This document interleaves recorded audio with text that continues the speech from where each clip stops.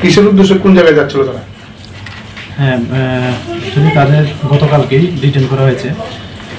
গতকালকে আমাদের ভোরবেলা 6টার দিকেই মানে একটা ট্রেন ছিল যেটা আগরতলা টু সেকেন্দ্রাবাদ। তো এটা মানে জরুরি কারণবশত এটা লেট চলছিল রাত্রে।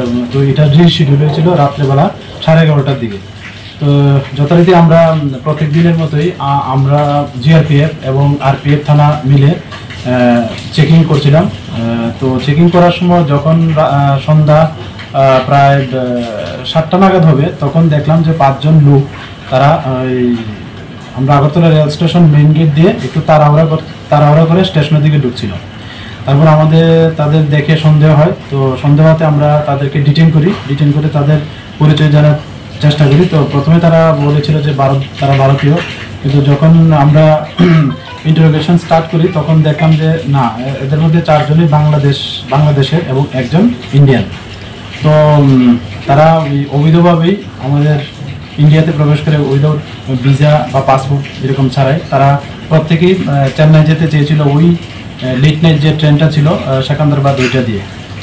তো তারা রাত্রেবেলা যে 11:30 রিশিডিউল হয়েছিল ওইটা দিয়ে তারা চেন্নাই যেতে চেয়েছিল সবাই।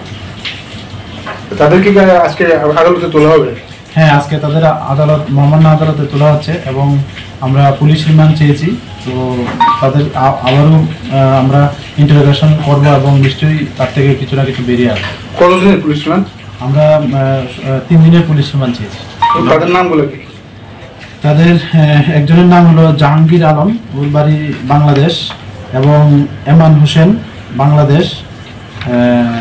তারপরে আছে 3 নম্বর যে উমরান হোসেন বাংলাদেশ, রিয়াদ হোসেন বাংলাদেশ, আর একজন যিনি আমাদের ইন্ডিয়ান হলো রফিকুল ইসলাম।